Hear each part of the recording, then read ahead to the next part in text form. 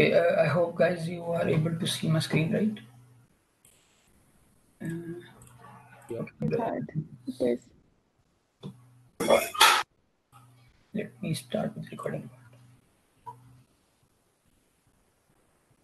Okay, so good evening everyone. Today the topic of the session is STO, and what STO is, it's kind of a service mesh. What service mesh is, I'll be discussing the same in the session. So before that, let's read out the non-lecture tickets. The first thing is let's be punctual, and after the session just send constructive feedback for this, and make sure we avoid disturbance during the session. Okay, so let's talk about our agenda. So the things we are going to cover today would be first basics of Kubernetes, that would be acting as a prerequisite, and then I'll be jumping on to some STO introduction, what STO is, what service mesh is, what are the features it provides, then some of the STO objects that we actually creates to use STO services. The next would be how we can actually manage traffic using STO, and over here I will be discussing some kind of deployment techniques which we actually follow in real life scenarios, and then I'll be demoing those things. So before everything, like before coming to STO, let me give you a brief about Kubernetes. So when we talk about Kubernetes, so Kubernetes is kind of an orchestrator. We have heard about Kubernetes a lot in previous sessions also. So it acts as an orchestrator, and when it say orchestrator, it means like we have, like if we are actually managing a set of containers, it would be kind of not a pretty much hard task. But if suppose if in a bigger organization you are running hundreds and thousands of containers, it would be obviously a big task to manage all those. So for that, Kubernetes takes care of all those things. And how it does, I'll just give you a brief. So when you talk about Kubernetes, it is kind of a cluster. And so let's talk about a couple of resources that Kubernetes have. First is Minikube. Minikube is just like a Kubernetes cluster where the containers actually runs. So I'm going to demo everything over Kubernetes, over Minikube only. So it's kind of a small Kubernetes cluster. Next thing we need to know about are resources. So we have like a couple of resources that we need to aware of in terms of Kubernetes. First is pods. So pods are nothing but just like containers.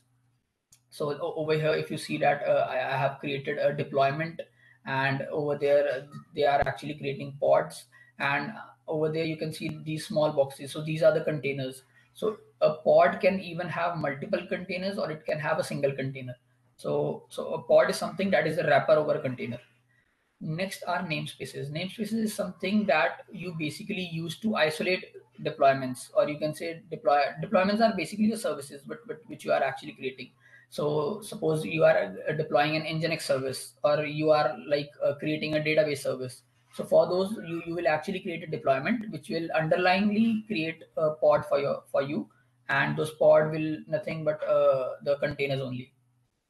So this is about pods, and namespaces is something that is used to isolate things. By default, when you create a Kubernetes, you will by default get a kube system namespace and kube system namespace and a default namespace. That is something you get by default. Rest of the namespace you can create by yourself, and it is the basic purpose is, as I mentioned, that is to use basically to isolate your deployments that are running over your clusters.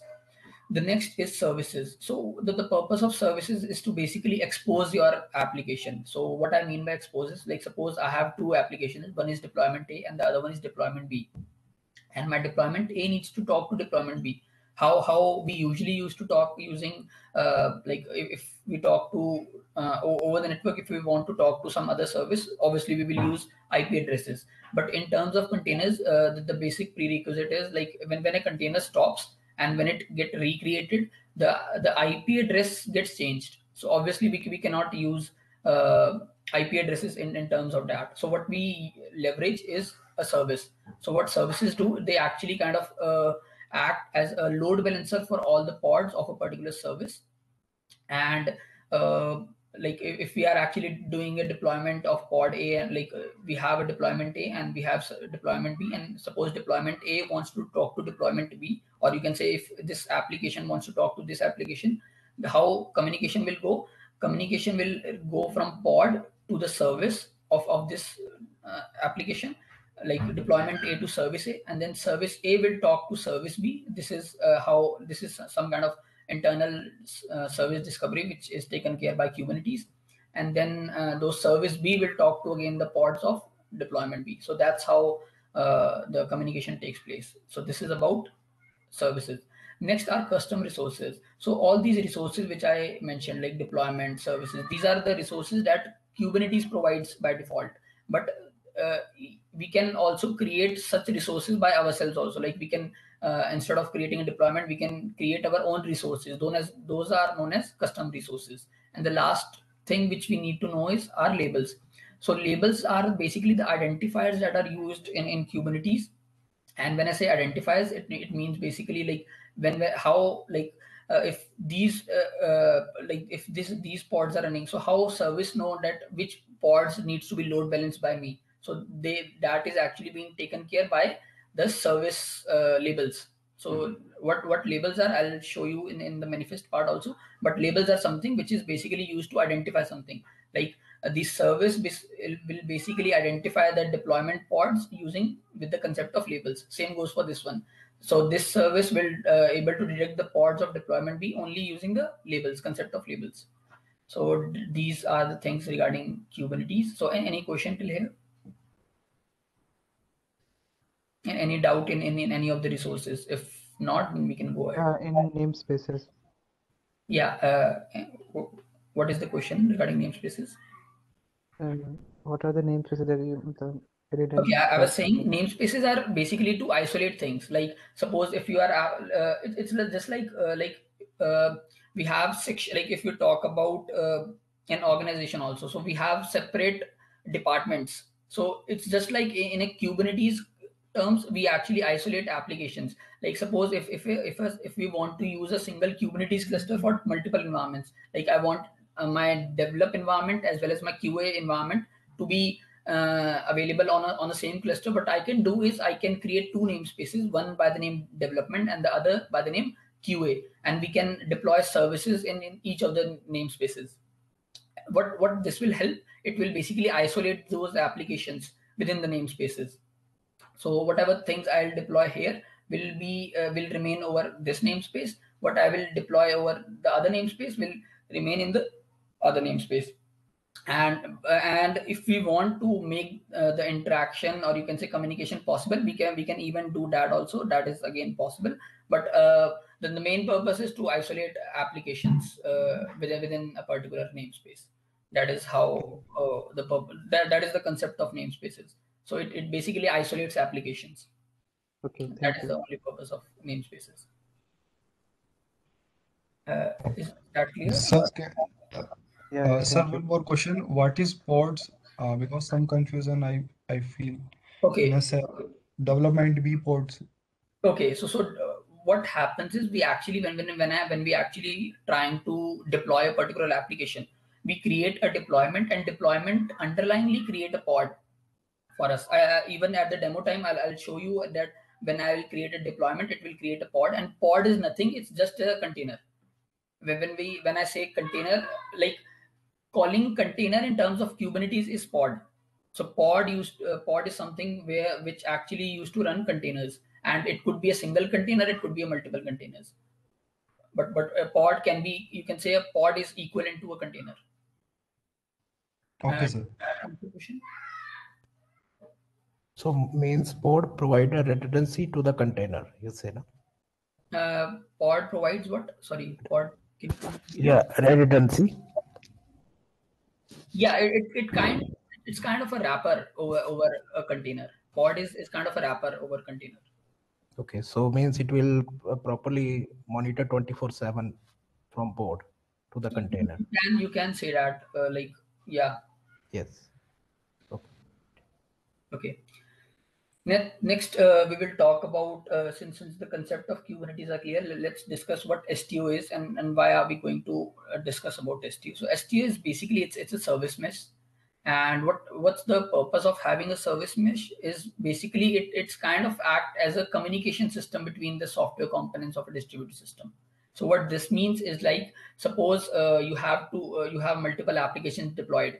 So you have to take care, like by default, you have to take care of a certain things at networking level, which you can ignore if you are using STO. What are those? I'll be coming to those in the upcoming slide. But the main purpose of STO is to manage the networking system of your whole cluster. So it's basically takes care of how to talk to each other without making changes to the configs. Like suppose if I have one web application and one database application, suppose my database application switches from one place to another, or suppose if the address of database service changes, or suppose if my database service is timing out. So how should my web service response? Like, so should my web service be able to handle all those things?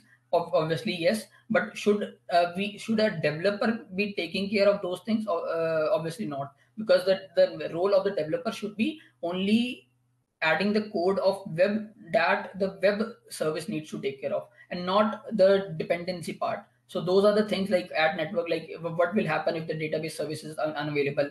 What if database service is not responding? How my web service should react in that scenario? So for all those things, like all those network regarding things, STO is something that helps us in taking care of all those things, and we don't need to take care of such scenarios at the application level.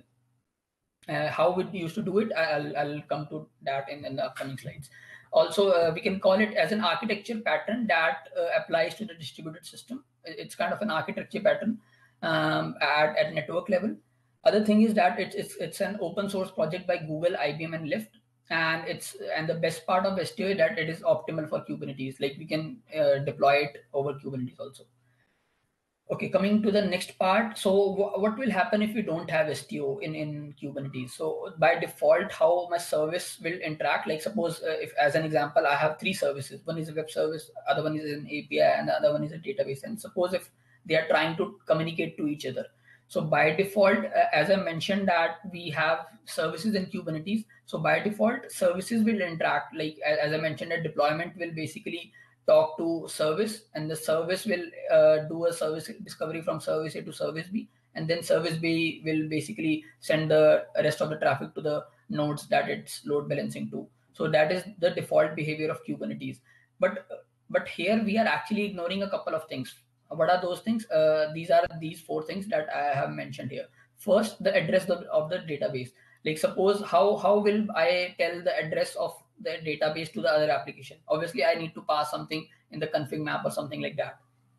Next, when should it time out? Like suppose if my web server is trying to reach out to database and the database service is not available. So till which time period should my web service should basically try out to reach out to the database service? So that is something that, like, if we don't configure, so web will keep on trying to basically connect to the database, and if not, so basically my when my database service is unavailable, it rather than web behaving in a scenario like it's giving a response to client that my database is not my database is not available, rather than that it will basically keeps on retrying. So that is something which we don't want. What we expect is that the web server gives us a response that the database service is not available right now, please try again later. So that is something what we expect, and we can configure that again. Next, when it should time out, and the other thing is like how many times and when it should retry. Like suppose web is basically trying out database and it is getting some 500 kind of response code. So at that scenario, if you want that web application should do a retry, so we can even configure that also. And the best part is that the communication between them, like between these applications, should be encrypted. So by default, the communication happens in plain text, and to make them encrypted, we can enable the TLS support, which is available in terms of STO. So that's again one of the benefit. So how STO takes care of all those four things, I'll be discussing that in this slide. So STO will be basically running as a cluster along with the application. So like we have these three applications running. So we will also deploy STO, or you can say the service mesh over the cluster. And then service mesh will automatically kind of, you can say, inject a proxy service with all these pods, like all these services. It will inject one of its own component, which is known as proxy. So service mesh will basically inject a proxy to all these components, and then the proxy will be the one who will be taking care of all those things. What are the things? That what should be the address of the service, what should be the timeout, what how like after how many times should, like how many times should it retry if in case it gets a different, or you can say unexpected, what you call it, status code, and how should the traffic be encrypted. So all these things can be taken care by proxy. So in the previous slide, if you see it over here, the services are directly communicating to each other. But when we actually deploy a proxy, when we actually deploy a service mesh, so what it will do, it will inject a proxy component within the pod. So now we have, in a single pod, we have two containers, and my service won't talk to service B. It will basically talk to proxy, and then proxy will talk to the proxy of the other service, and then the proxy will again send back the traffic to the service B, and then it will go like the request will carry forward to the pods. And so what proxy is going to take care of is all these things, like what's the address, what's the timeout, what is the retry, and what encryption do we need to use. So all these things we can configure in the proxy section. How we can configure? Yeah. Any question? Question, Mukesh here. Yatharth. Yeah. So, as between pod, we have services. Like Yes. if we want to communicate one pod to another, we have services. Yes. So now, as we have introduced a sidecar container as a proxy, envoy proxy container, right? So, Yes. but still the communication is going to be happen, like there is a middleman between a services. There will be still there, right? Yeah, services will still be there. So the purpose of now the role of services would change a bit. What the role of services would be? It will only helps STO in identifying what are the pods that needs to be load balanced. Because like once the traffic comes to the proxy service, so proxy will ask service to basically get the list of pods that needs to be load balanced using this service. So that is the only role of service over here when we actually inject the proxy service of STO. So it won't be like now the service is not responsible of sending traffic to those pods. Now the proxy is the one who is responsible for that. But for which pods should it transfer the requests or respond like all the requests? So it will ask services to get the list of those pods. So that is the role of service here in that. Okay. Okay. And as I was saying, like these are the things that it is going to take care. Like these are the 4 things that proxy will take care. So how it will do, I'll be discussing that in the next slide. So basically, if we talk about the service mesh features, so these are the 3 major benefits that the STO service mesh provides. First, the traffic management. So it will help in discovering the services as well as routing. Like if my request is coming to this endpoint, to which service or to which pod should it redirect to? The load balancing part as well as the failure handling. Everything is taken care by STO. Next is security. Obviously, as I said, that the communication between them would be encrypted, and we can even allow authentication and authorization at STO level. So again, these are the things we can again configure at proxy level. And the final thing is observability, where we actually help, like this helps in basically visualizing how the traffic is actually going from or to the pods. So it provides a couple of you can say dashboards like Kiali and Grafana, and there are a couple of inbuilt dashboards available that are provided by STO, which we can use to observe how things are going, or basically how STO is managing the traffic. So yeah, so let's now see the actual scenario how STO actually works. So when I was saying that the service, basically the pod is actually going to inject with a new sidecar container, which is a proxy container. So those proxy containers uses a set of configurations, and those configurations are provided to that by using a object by name, which is virtual service. So this is again a custom. Remember, I told you about custom resources. So this is one of the custom resources by STO service. So this is one of a custom resource by STO. And what's the purpose of using virtual services? Like, it's used for communication, and Kubernetes services are only used for identifying the pods. As Mukesh even just asked the question, like, what's the role of services then? So the services of Kubernetes will only be helping STO to identify which pods I need to redirect to. But the virtual service would be the one who is actually going to add a couple of, like, here I am going to define the set of rules, what is going to happen if the request come to this proxy part. So this is the service that is actually being supplied to the proxy container, which I was showing you here, these proxy containers. So this is the kind of a configuration. Now let's understand what this configuration means. So this basically includes 3 sections.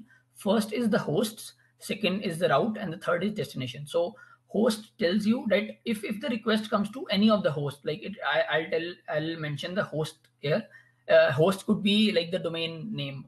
So this manifest says, like, if the request come to any of the host, just send it to this gateway in the sense, like, from which route should it go to, and next is like, to which services should it basically designated to. Like, if my route is coming to over here, you can see that HTTP match URI exact / so it means if for any host, if I check for the root path, or you can say the root / about.html or contact.html. So if any of the if I am hitting any of this path, just send my request to the service by the name app1, and the port number should be 80. So what it is going to do is, basically, it is the request will come to STO, and STO will direct check what's the host name of that request. If the host name is any of the regex that matches this part, it will simply forward that request to this service. So this is again the Kubernetes service. The destination part will only will be the Kubernetes service, and this is the one that helps in kind of identifying what are the pods I need to load balance. I'll be demoing this part in just a couple of minutes. So this is regarding the virtual service. So again, just to give you a brief, so virtual service is something where we can actually apply the rules. Like, if my traffic is coming from this location, where should it redirect to? So that's the purpose of virtual service, and it's basically sits just above the pod level. So basically, like, whatever request that comes to the virtual service will actually assign that request to the pod, or you can say directly to the container. So that's how the sequence goes in terms of Kubernetes. If you are aware of Kubernetes, so so how in Kubernetes the request actually comes to the service, and the service sends the request to the pod, and the pod sends the request to the containers, and finally the response goes in the same way. But in terms of STO, the request first come to the virtual service. The virtual service will use the service to check for the pods, and it will redirect the request to the pod, and the pod will redirect the request to the container, and finally the container will generate a response to the pod, and finally back in the same sequence. So that's how a virtual service works. Any question till here?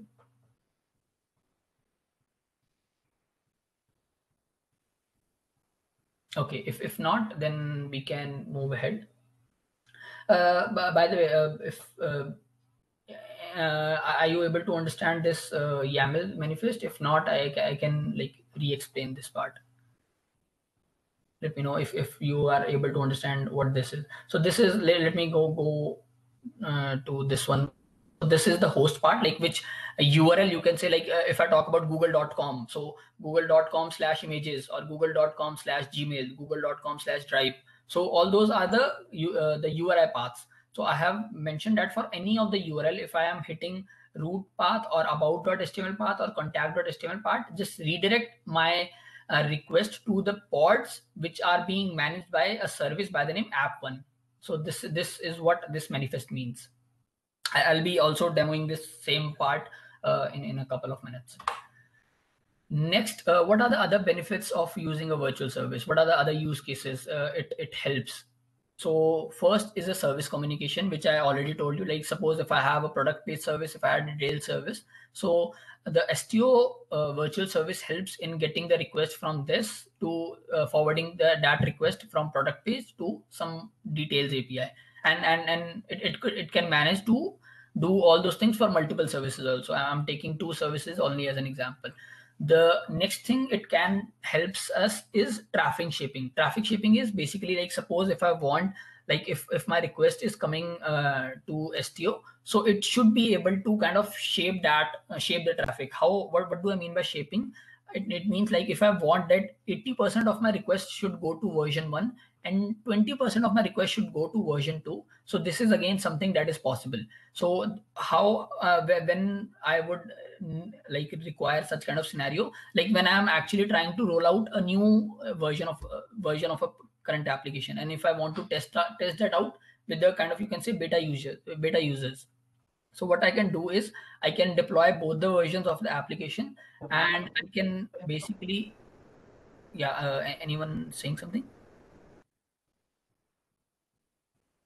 Okay, if not, so I was saying, like suppose right now I have 2 versions of the application. So STO will be responsible of redirecting major part of my traffic to version 1 and a smaller part to the version 2, so that we can, like at live level, we can actually test our application, the newer version of our application. And if we find that the things are working fine, we can actually make a switch from version 1 to version 2 by making the change in the percentage. Like right now, if the percentage over here is 80-20, we can even change it to 20-80.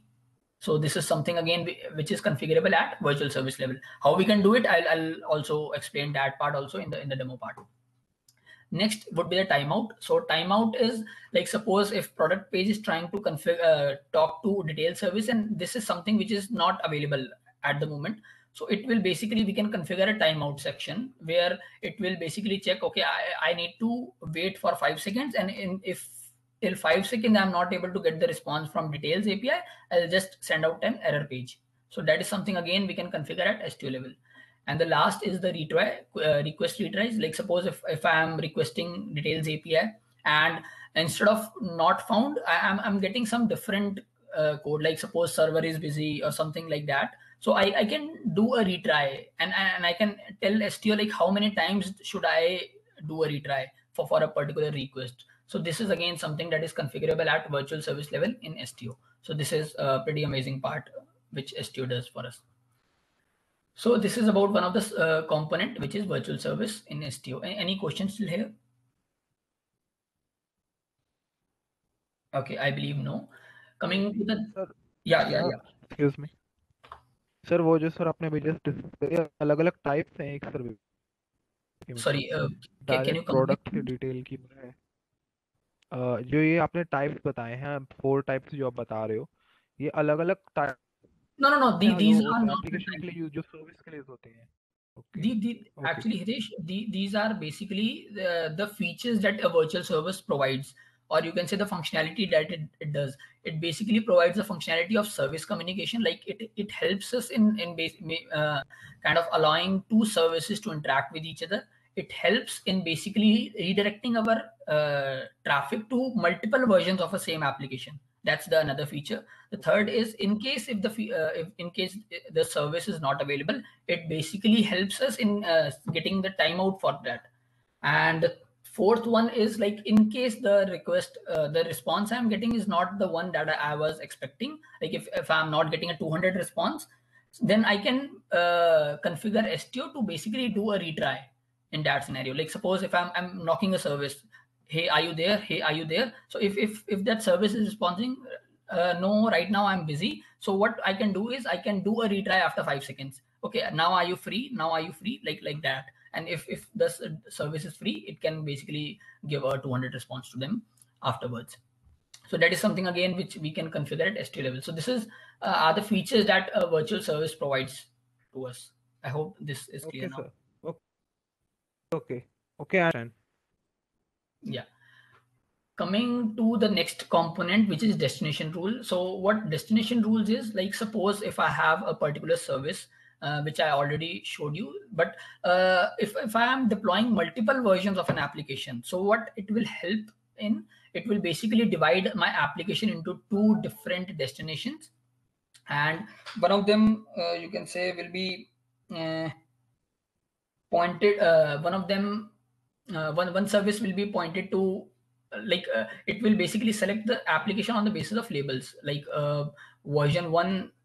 Like over here, if you see, if my request is getting to the host star, it will check if my application is coming to this direction, and it has the you can say over here it is saying like if there is a header included in that one, which has the name tester, just send my request to the subset 1, else send it to the subset subset v2, and else send it to subset v1. So what v1 and v2 are, these are basically two versions of an application deployed over here.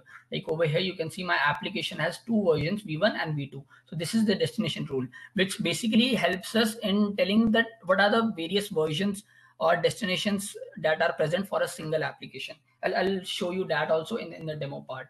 Since we are short of time, I can explain this in a better way over the demo part. And the last component is the gateway. So what gateway is?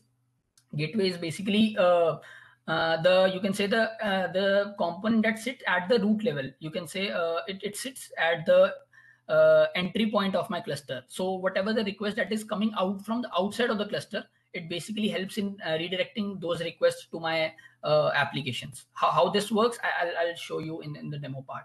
So let's jump on to the demo. Oh, okay, so this is one of the example you can take for all these things. So by default, my request actually comes from the gateway. Gateway is, as I said, it sits at the boundary of the cluster. So from gateway, it will basically redirect my, like suppose if my request is bookinfo.com, so it will check for which virtual service the host matches. So it matches this one, so it will go to virtual service. Then it will check to which version should I redirect to. So it says redirect it to subset version v1. So it will basically go to the destination rule, and it will check which is the version v1. So it will see, please select for those pods which have a label version v1. So for all those pods, you can see that we have labels version v1, version v1, version v2, version v2. So it will only select the pods that have version v1. So this will only forward the request to these pods.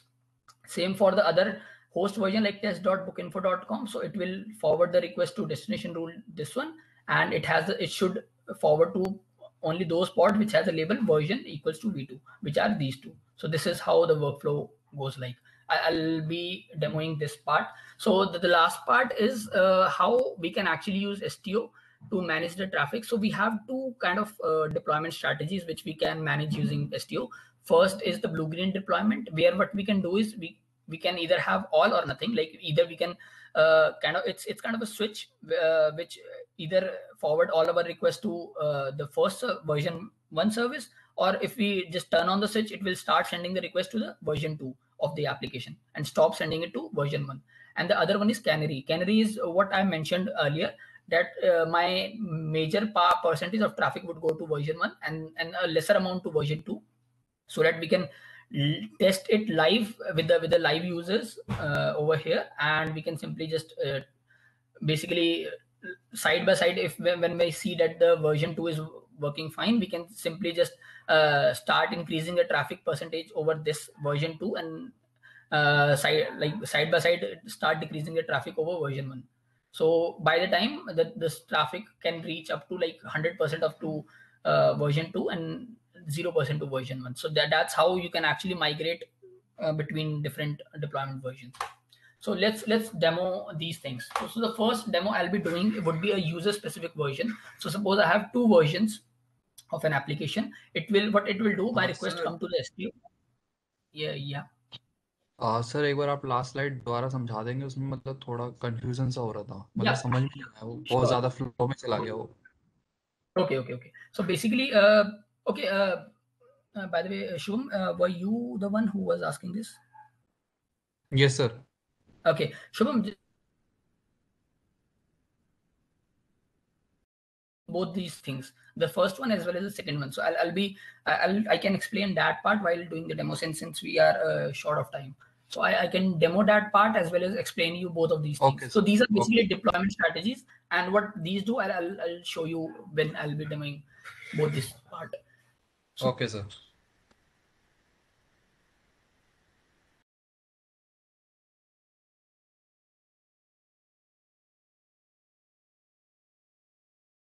is basically trying to access that, and the user information is coming as a header to me, like as a part of header, and I'll be forwarding, like, for all the header version 1, and for the header which has a user info as tester, I'll be forwarding that to my version 2 of application. So let's see how that will work.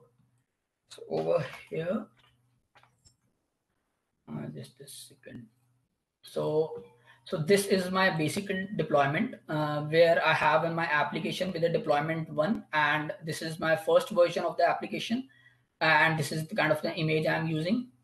So what this will do, this will basically create a container by this name, and it will be spinning up only one replica for that. So let me spin that up. So the command would be kubectl apply -f, and then would be deployment.yaml. Okay, by default, it's in deployment namespace. Okay, by default, I'm doing everything in a default namespace. So if I check for the pods, like if I check for the pods, we can see that I have a single pod running, but right now you will see that there is no proxy injected. Right now there is a single container. There is no sidecar container added. Why? Because if I describe this,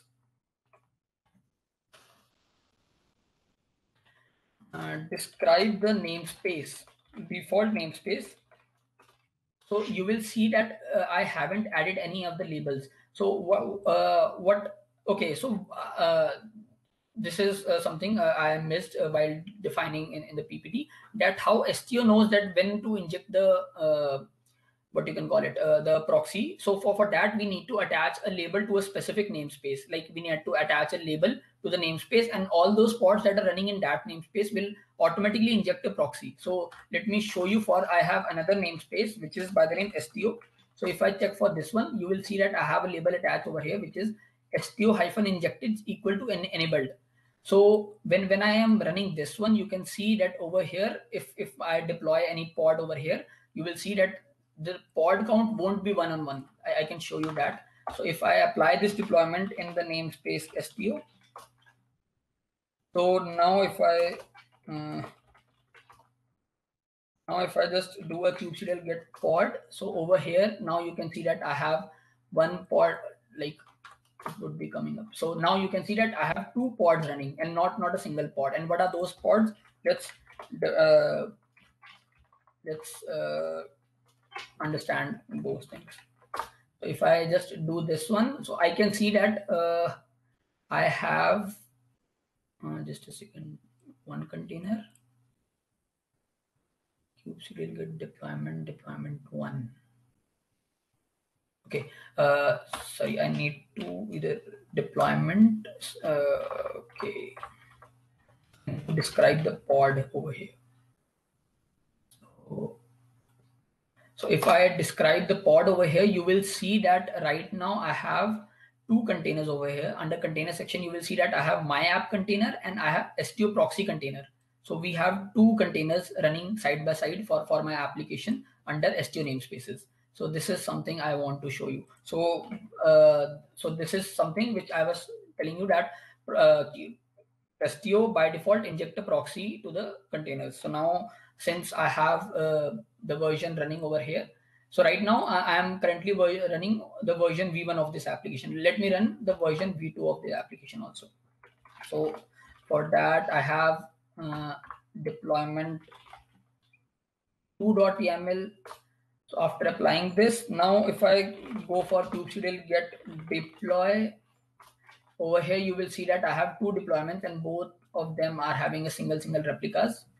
It will be coming up in a minute. Okay, so I have deployment 1 as well as I have deployment 2, and for that right now I do have a service also, and I have a cluster IP kind of service which is right now exposing everything out of the cluster. So Right now, if I just check for another service, this is a load balancing service. So this is something I have set up for exposing the service out of my cluster. So if for now, if I basically try to reach out my service,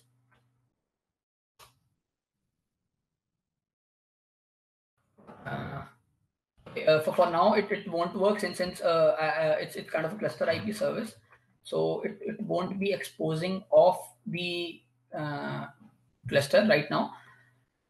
Okay, so the next thing would be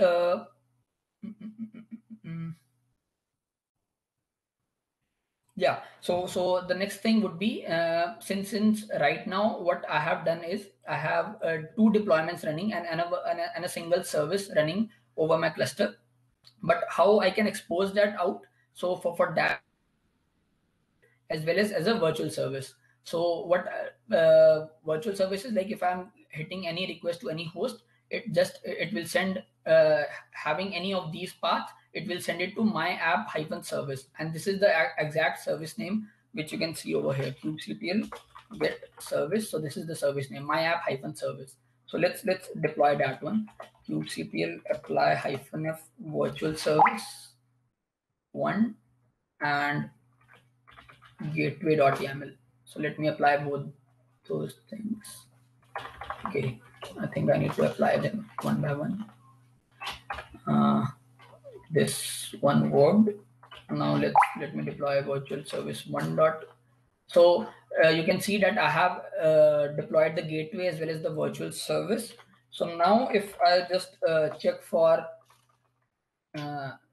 over here, if I just do a hit, so now you can see that right now what is happening is actually we have a STO service, proxy service with the 2 containers, and my request is actually going to that virtual service, and it is redirecting it to both the versions. Like if I do a restart, it will switch it to, so this is the version 1 with a blue screen, and if I do a refresh, it will switch on to the version 2. But this is something which we don't want. Like if I have 2 versions of my applications, obviously I don't want that my traffic should be diverted to both of them, so that the user are getting kind of different responses every time they do a refresh. So what I'll do is I'll start managing my applications with some kind of deployment strategies.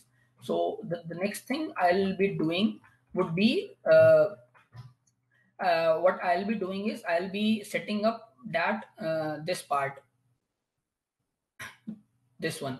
So what I'm going to do over this one is I'll be telling that if any of the user is actually trying to hit my application which has a header by the name end user equals to tester, then he should get to version v2. Else for every user the request should go to version v1. So this is my virtual service 2. So I'll be configuring my virtual service for this one. So let's apply that part, virtual service v2, and now it's done. Now over here by default, so I have a plugin installed over here which is by the name this one. So over here I am actually modifying the headers over here. So by default the headers are disabled, so I'm not injecting any headers. So if I refresh this, it will always go to version 1 of the application. So like if I do refresh for 100 times, the request will always go to version 1 of my application. But if I embed the header on, so what this header is, let me show you that also. So over here you can see that I am injecting a header which is saying that the end user should be tester. So now after passing this one, if I go over here and do a refresh, you can see now it's going to version v2. How I can check that also in the inspect element, if I check for the network part, and let me do a reload. Sorry, it's not in the, it's a network part. Yeah, over here if I do a click, you can see, you can say under headers, where are headers? Yeah, here. So under request header, you can see the end user is tester. So if I change the value of tester to any other one, like if I change tester to Yatharth, the user right now is Yatharth. And if I save the rule over here, and if I again do a refresh, If I again do a refresh, you can see it will start going to version 1 again. It won't go to version 2, and it will keep on going to version 1 unless and until I switch my user to tester. I hope this part is clear. So this is how we are actually kind of manipulating traffic on the basis of the request we are getting. So this is something which we have done this part. So when my request header have any other user, it is requesting basically forwarding those to my app version 1. If it's a tester, it is forwarding it to app version v2. So this is the first thing I have done. The next part would be the two deployment strategies. First would be the blue-green deployment. So what blue-green deployment is, we have two versions of the application, and using a switch, we can basically either use version v1 or we can either use version v2. Let me first come to the manifest for that one. So what I'm doing is I'm simply creating two virtual service. First is if I'm hitting my app.info, my request should go to subset version v1, and if my app is test.myapp.info, it should go to my version v2. So I'm basically what I'm tying.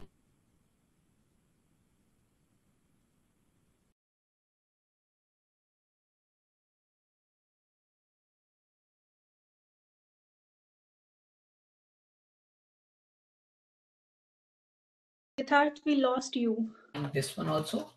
So let me, if I do apply this one, kubectl get virtual service. You can see right now I have two links, myapp.info and test.myapp.info. So if I open myapp.info first,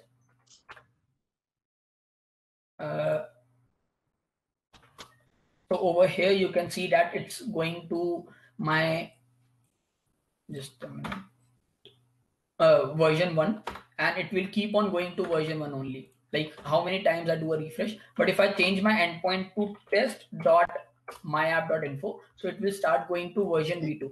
So how this one is a blue-green deployment is because if right now, suppose this is my live URL, which is, you can say, my production URL, and the users are requesting this one, so they will only be actually be able to check my first version of app. They won't be able to check my second version of app. And suppose if I want to make the second version live, I need to make only one change over here. Over here, I just need to change this one to v2 and change this one to v1. So if I do a control S, and again if I come over here and just apply the changes, you will see that both of these services are configured.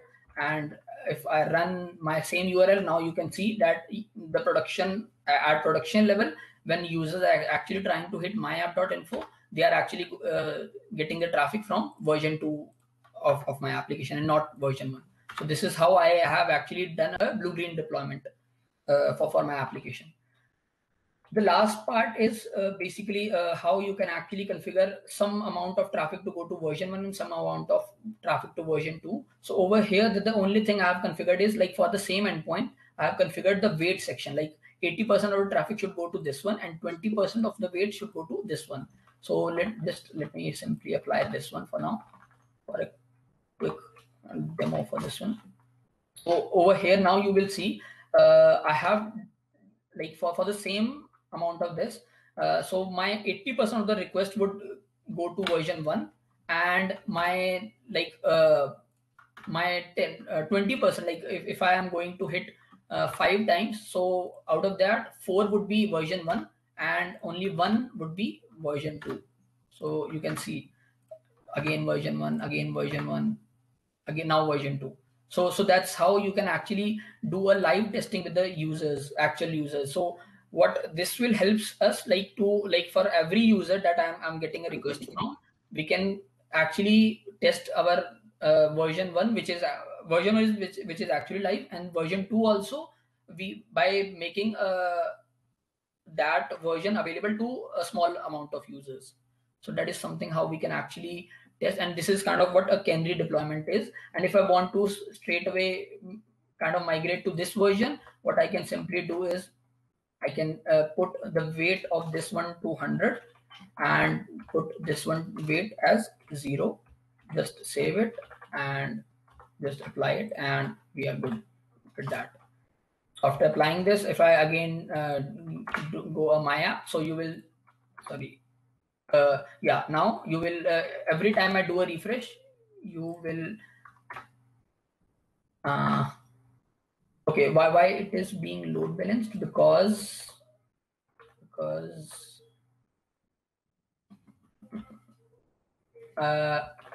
just a second.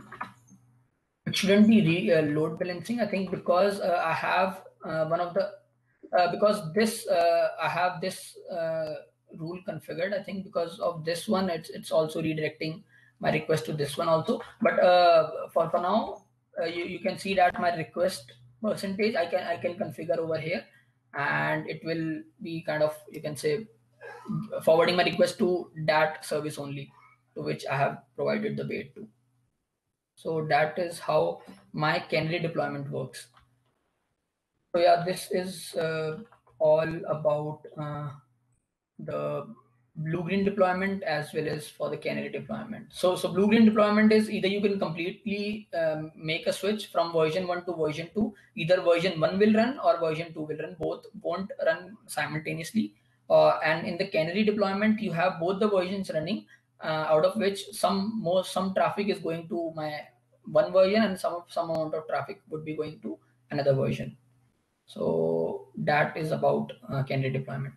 Here, one question might comes in your mind, that what will a customer, or you can say a user, might face an issue like it might getting different responses every time it basically hitting the server. So for that, we have a concept of session affinity also, where what it does it on the basis of IP addresses, we can basically map the session that if the request is coming from this IP address, so make sure to redirect to same version to which it redirects for the first time. So we can either use cookies or something like that. That is something which we can configure at application level. So for me, since it's just a basic in Nginx deployment, so that's why it didn't. I wasn't able to configure at application level that thing, but that is again something which is configurable. So yeah, that was all regarding the STO part, and thank you guys. Do you have any questions in the things I have explained till now? So thank you so much, Yatharth. I would request everyone to please message Yatharth on a personal window, as we are already 15 to 12 minutes late for the next session. So please drop your feedbacks, drop your constructive feedback on the feedback form, and let's join the second session, as Manish is waiting there for all of us. So let's join the another session. Thank you so much, Yatharth. Thank you. I'm sorry for extending the time. No, it's really okay. But yes, we have to jump into the another session now. Okay. Thank you, guys. Thank you, everyone.